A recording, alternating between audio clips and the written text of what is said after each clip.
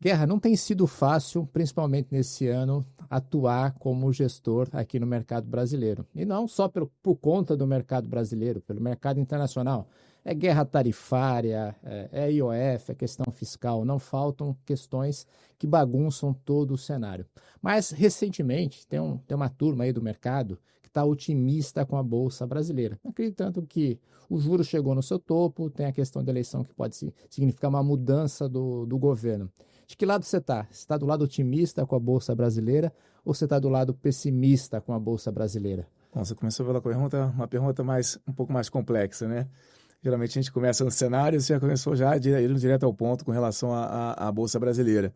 Não, a gente entende que nesse momento, né, a Bolsa Brasileira já teve uma certa apreciação esse ano, bastante importante, né? E quando a gente compara o que a gente chama de equity risk premium, né? Quanto você cobra, né, de prêmio de risco, né, para você estar investido em ações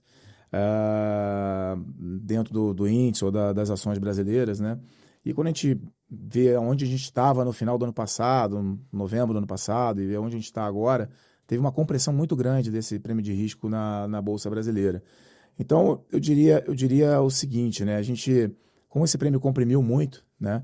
Eu acho que para a Bolsa Brasileira ela performar bem daqui desse momento para frente, a gente precisa de um fechamento mais expressivo das taxas de juros no Brasil, né? A gente precisa finalizar o ciclo de juros no Brasil, a gente precisa ter um fechamento dos juros reais, né? Que basicamente é o custo de capital, né? Que você compara para você fazer uma alocação. Você prefere estar no juro real, prefere estar na Bolsa Brasileira. Quando a gente compara o retorno que a gente espera das ações brasileiras hoje com a taxa de juros real do Brasil, é uma uma diferença que está bastante pequena, né? Então você tem pouco prêmio para correr o risco da Bolsa nesse momento. Mas como a gente pode ter um fechamento de juros após um encerramento do ciclo aqui no Brasil, se os juros fechar, a Bolsa vai subir, né?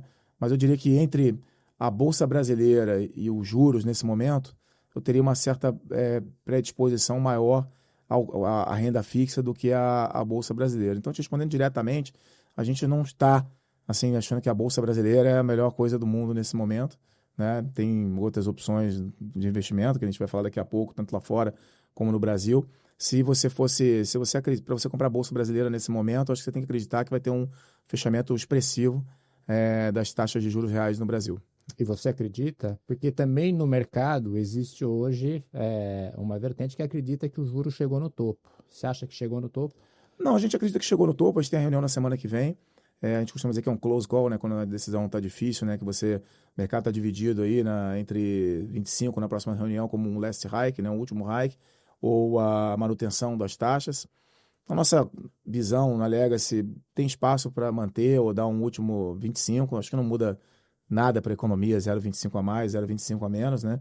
Mas parece meio, no nosso ponto de vista, parece meio desnecessário, né? Dado onde está o juro real, que está significativamente restritivo, né? Se você pegar que a inflação aí está caminhando para os próximos 18 meses, vai para algo como 4,75, na nossa visão, com juros de 14,75, você já está com juro real de 10%, né? É um juro muito alto.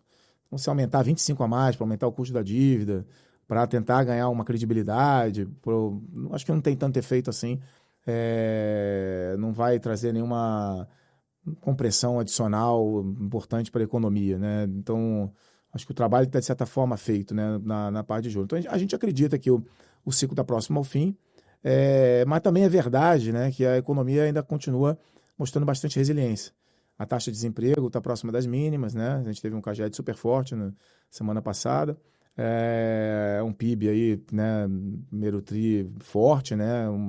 Uma projeção de PIB para esse ano aí na casa de 2,5, né? Tem tido surpresas de atividade nos últimos anos para cima, talvez também por conta um pouco dos gastos fiscais que o governo tem implementado, um pouco também na linha das reformas, um pouco também pelo desenvolvimento do mercado de capitais, né? Tem favorecido um crescimento um pouco maior.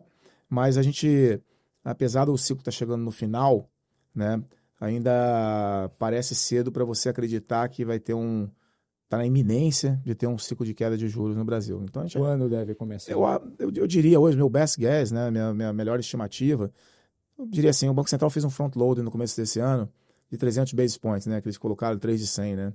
Eu acho que esse front-loading foi para quê? Foi para você, de fato, você tentar fazer nem que seja uma reancoragem parcial das expectativas de inflação, provocar botar o juro real de fato no patamar restritivo.